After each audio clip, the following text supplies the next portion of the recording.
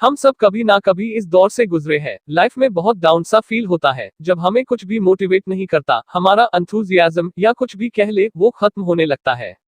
ऐसे टाइम में लगता है कि काश कोई हमारी हेल्प करता। लेकिन सोचिए क्या होता है, कभी कभी ऐसे हालात का सामना हमें अकेले ही करना पड़ता है, कोई भी हमारे काम नहीं आता है। फिर एक ही चीज रह जाती है कि आप अपनी हेल्प खुद करो। लेकिन इससे पहले कि आप भी कभी इस सिचुएशन से गुजरे, आपको सेल्फ हेल्प फिलोसफी और होलिस्टिक हेल्थ के बेसिक सीखने होंगे। और इसका सबसे बढ़िया तरीका है कि आप इस बुक को पढ़ें जिसका नाम है you can heal your life. वैसे तो ये बुक 1984 में लिखी गई थी, लेकिन ये आज भी उतनी ही फ्रेश और इनोवेटिव है जितनी कि 35 साल पहले जब छपी थी। लुईस हे ने सेल्फ हेल्प बुक्स की एक रेंज निकाली, मैनुअल्स एंड मैन्यूस्क्रिप्ट्स, एक ऐसा ट्रेंड चलाया कि आज भी कई राइटर्स इस ट्रेंड को फॉलो कर रहे हैं। और इसके अलावा सेल्फ हेल्प इंडस्ट्री पहले कभी इतनी पॉपुलर नहीं थी जितनी की आज है, और ये आगे फ्यूचर में भी इसी तरह फेमस होती रहेगी। ये audio book summary better than emotions के द्वारा बनाई गई है, और आपने बेटर देन इमोशंस को अब तक सब्सक्राइब नहीं किया तो कर ले, और प्लीज इसे एंड तक सुने।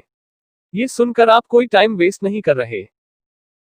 Roots of problems. Louise Hay clear करते हैं कि लाइफ में काफी सारी प्रॉब्लम तो हमारे नेगेटिव सेल्फ बिलीफ्स की वजह से क्रिएट होती है।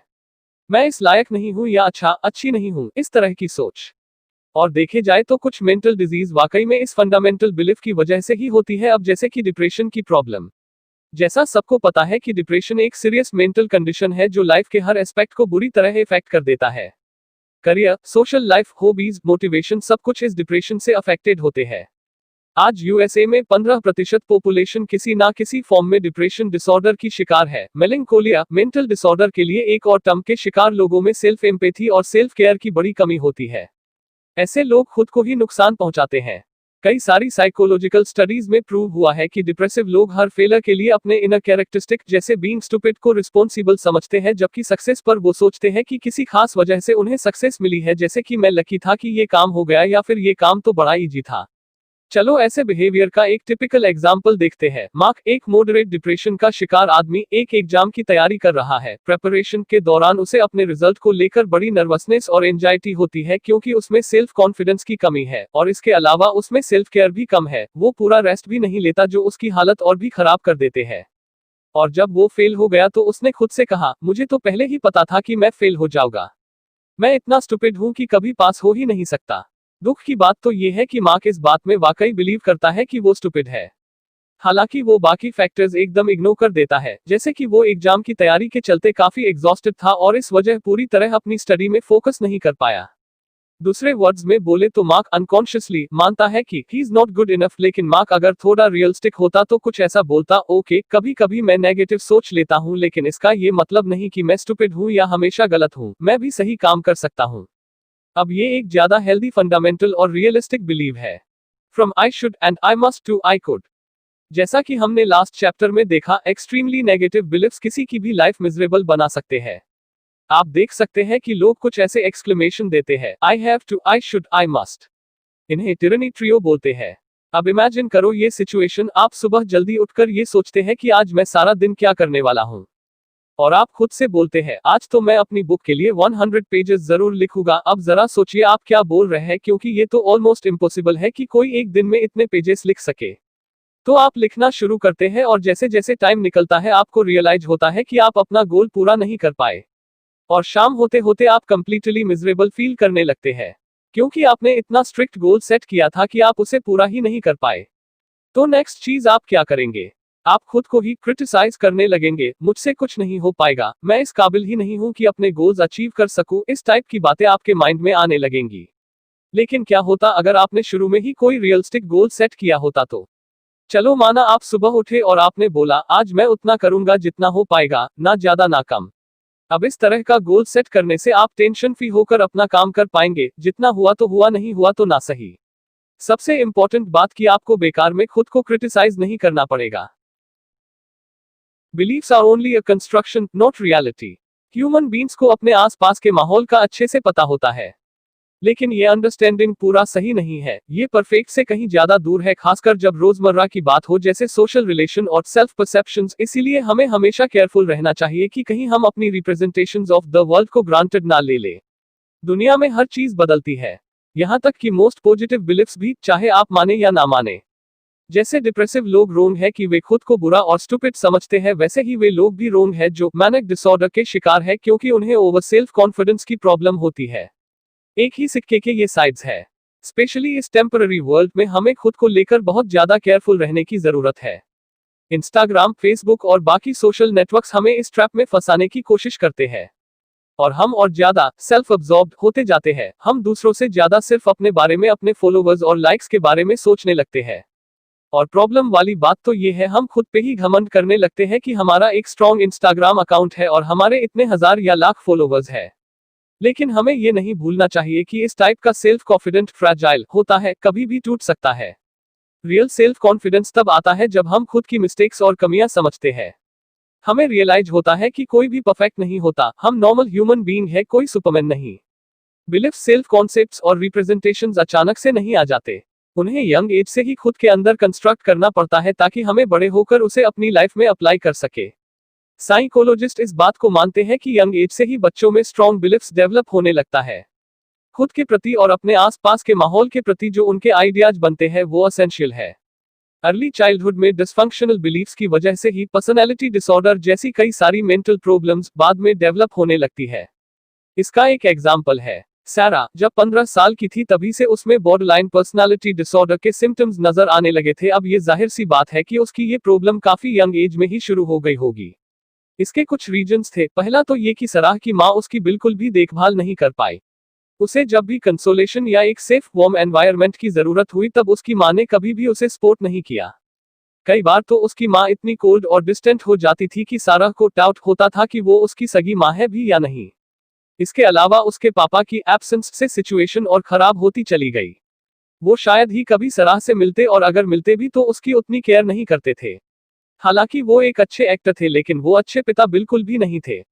तो अपनी पूरी लाइफ सराह को रिजेक्शन ही मिली, यहाँ तक कि अपने पेरेंट्स से भी। अब एक छोटे बच्चे के लिए इसका क्या मतलब हो सकता है, यही ना कि मैं अच्छी नहीं हूँ इसलिए मुझे कोई प्यार नहीं करता। और ऐसा बच्चा जब बड़ा होगा तो हैरानी की बात नहीं अगर उसमें प्रॉब्लमेटिक बिहेवियर दिखने लगे, जैसे कि delinquency, drug abuse, irresponsible sexual behaviour वगैरह। और यही सब सारा के साथ भी हुआ। कहने की जरूरत नहीं कि ड्रग्स और बाकी चीजों से उसकी प्रॉब्लम हद से ज्यादा बढ़ गई थी। सारा जैसे लोगों को सबसे पहले अपनी प्रॉब्लम का रूट ढूंढना चाहिए। उन्हें ये रियलाइज करना चाहिए कि जो बिलीफ्स उनके अर्ली चाइल्डहुड में डेवलप हुए उसकी वजह से ही आज उनकी ये हालत है। अपने रेकलेस बिहेवियर के लिए खुद को इल्जाम नहीं देना चाहिए। और अब मोस्ट इंपोर्टेंट पार्ट, सारा को चाहिए कि वो अपने पेरेंट्स को माफ कर दे। क्यों? क्योंकि शायद उनके साथ भी बचपन में कुछ ऐसा ही गुजरा हो जहां उनके कोल्ड और हार्मफुल एनवायरनमेंट मिला हो। लुईस हे इसे कुछ ऐसे एक्सप्लेन करते हैं, अगर आप अपने पेरेंट्स को समझना चाहते हैं तो उनकी चाइल्डहुड की बातें सुने और अगर आप कंपैशन के साथ सुनेंगे तो आपको पता चलेगा कि उनके बिहेवियर में रिजिड पैटर्न या उनके फियर्स कहां से आते हैं। आपके पेरेंट्स जो कुछ आज आपके साथ कर रहे हैं, हो सकता है कि उनके साथ भी बचपन में कुछ ऐसा ही हुआ हो। चेंज लाउस है आपको चेंज और ट्रांसफॉर्मेशन को लेकर कुछ रेलेवेंट सजेशंस देते हैं। जैसे कि वो एडवाइस देती है कि चेंज को हमें एक मेंटल हाउस क्लीनिंग की तरह लेना चाहिए। चेंजिंग का मतलब है कि आप कुछ रूम्स को क्लीन करते हैं, कुछ ऐसे ही छोड़ देते हैं और कुछ को बिल्कुल नए ढंग से कंस्ट्रक्ट करते हैं। अपनी पूरी लाइफ को किसी बड़े हाउस की तरह समझे जिसमें कई सारे रूम्स हैं। एक रूम गिटार प्लेइंग रूम है, दूसरा आपका करियर रूम है और एक आपका फैमिली रूम है। कुछ और लेस इंपॉर्टेंट रूम्स भी है जैसे कि बेसमेंट जहां आपके पुराने दोस्त है। ये ओल्ड फ्रेंड आपको लाइफ में कभी होते हैं कभी नहीं, लेकिन ये आपकी लाइफ का एसेंशियल पार्ट नहीं है। तो इस तरह से जब आप अपनी लाइफ को इमेजिन करते हैं तो आपके लिए अपनी प्रायोरिटीज सेट करना इजी हो जाता है। जैसे हमारे एग्जाम्पल में हमने ओल्ड फ्रेंड्स को बेसमेंट में रखा, जिसका मतलब है कि आपकी लाइफ में उनकी सिग्निफिकेंट इंपोर्टेंस भी नहीं है कि आप सिर्फ उनके बारे में सोचे। दूसरे केस में कुछ ऐसे भी रूम्स होंगे जिन्हें आप कंप्लीटली डिस्ट्रॉय करना चाहे, जैसे मान लो कि आपको प्रोफेशन चेंज करना है, तो इसके लिए आप अपने मेंटल हाउस को कंप्लीटली रीस्ट्रक्चर करना चाहेंगे। Let go of the past, forgive. सबसे पहले तो आप उन मिस्टेक्स को भूल जाए जो कभी आपने की थी। ये बात हमने पहले भी मेंशन की थी कि कुछ लोग खुद के लिए ही एक्सट्रीमली हार्श हो जाते हैं, जिससे कई बार उनकी खुद की लाइफ बर्बाद हो सकती है। लॉजिकल स्टेप ये होगा कि खुद को और दूसरे लोगों को माफ करना सीखे, लेकिन ये ना हो कि आप फिर से वही मिस्टेक रिपीट करते रहे और लोगों को भी करने दे। बल्कि अपनी कमियों और खूबियों को एक्सेप्ट, जो आपकी अच्छी क्वालिटी है उसे मेंटेन रखे, जो कमी है उसे छोड़ दे। एमी वाइनहाउस के बारे में तो हम सब जानते हैं। वो एक ग्रेट सिंगर थी जो म्यूजिक की दुनिया में एक नई हवा लेकर आई। उसके पास पैसा था, वो खूबसूरत और फेमस थी, लेकिन फिर वो धीरे धीरे एडिक्शन की तरफ बढ़ती चली गई। उसके साथ हुआ ये कि उसे बुरी लत लग गई थी। बेशक उसे पता था कि एडिक्शन एक बुरी चीज है, लेकिन वो इसके आगे कमजोर पड़ गई थी। उसने अपनी पास्ट मिस्टेक्स के लिए हमेशा खुद को ही ब्लेम किया। वो जितना उन गलतियों के बारे में सोचती और भी मिजरेबल फील करती थी। हम सबको पता है कि ड्रग एडिक्ट्स अपनी प्रॉब्लम्स से बचने के लिए क्या करते हैं, वे और ज्यादा ड्रग्स लेने लगते हैं।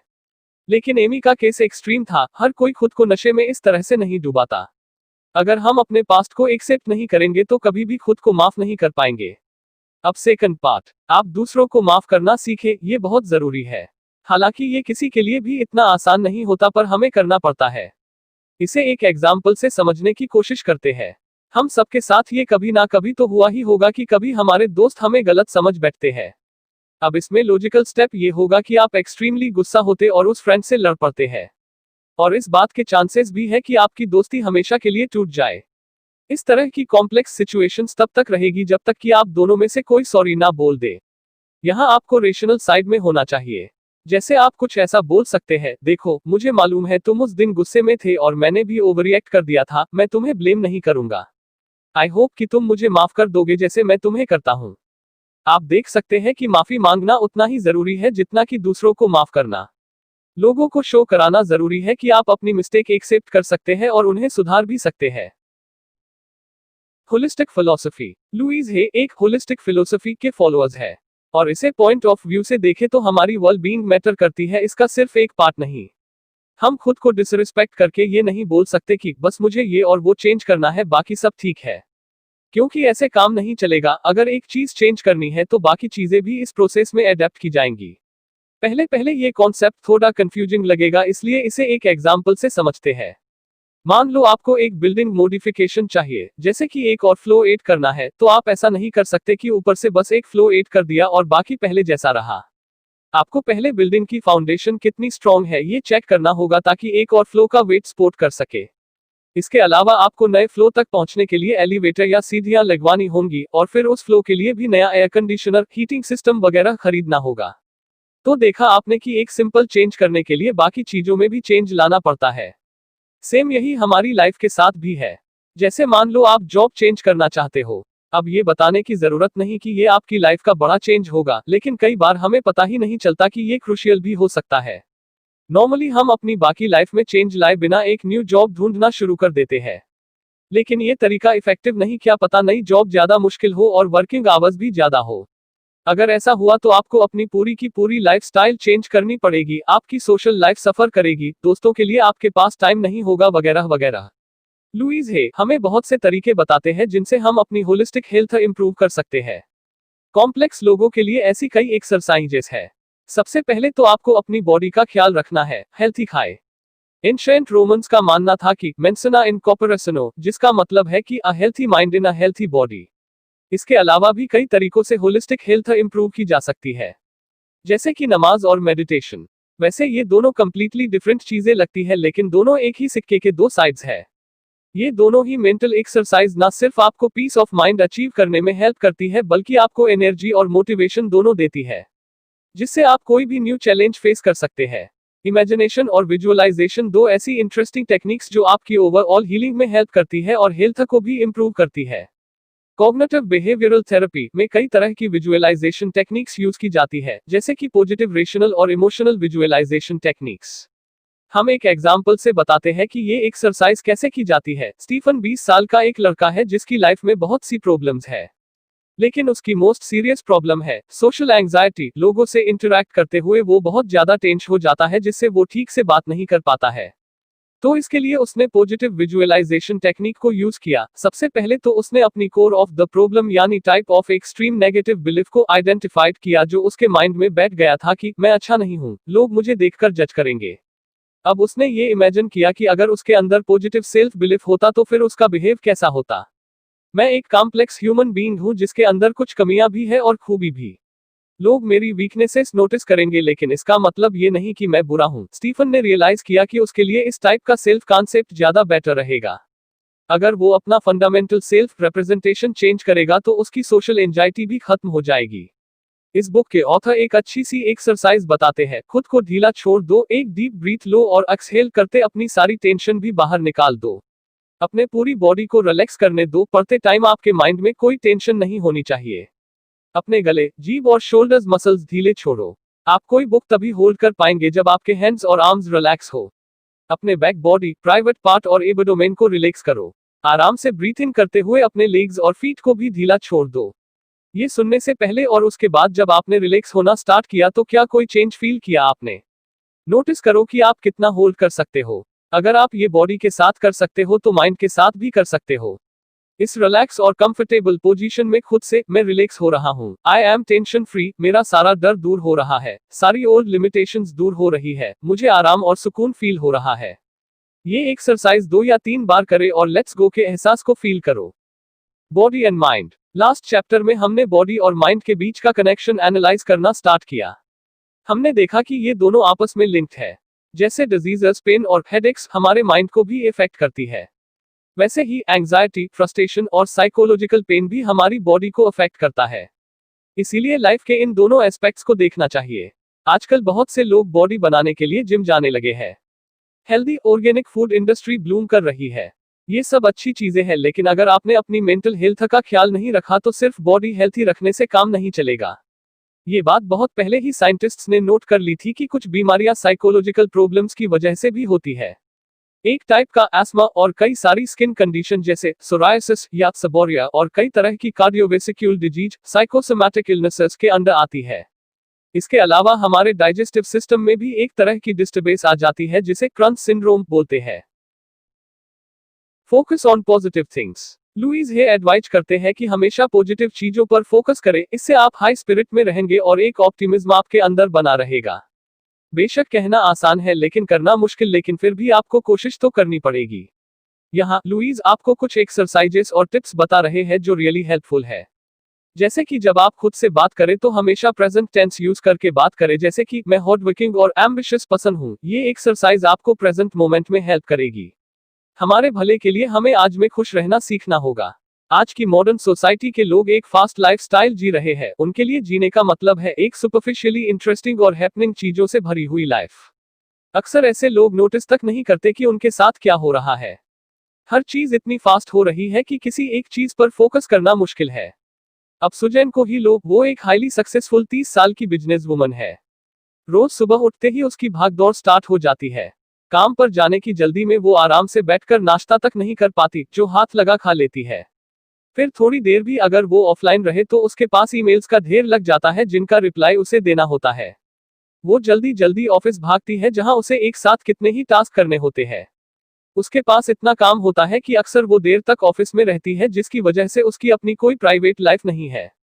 यहाँ तक कि फ्रेंड्स के साथ घूमते टाइम भी उसके ऊपर प्रेशर रहता है, क्योंकि उसका शेड्यूल बड़ा टाइट है। जिम जाना, बिजनेस पार्टनर से मीटिंग, एंटरटेनमेंट वगैरह। वैसे देखने में सुजैन की लाइफस्टाइल आपको बड़ी नॉर्मल लगेगी, क्योंकि आज सभी लोग इस तरह की बिजी लाइफस्टाइल जी रहे हैं। लेकिन यहाँ पर एक चीज काफी गलत है, वो ये कि सुजैन जो कुछ करती है पूरे दिलो दिमाग से नहीं करती, क्योंकि उस पर हमेशा टाइम का प्रेशर रहता है। वो प्रेजेंट मोमेंट में कभी नहीं रहती, उसका ध्यान हमेशा नेक्स्ट अपॉइंटमेंट में रहता है।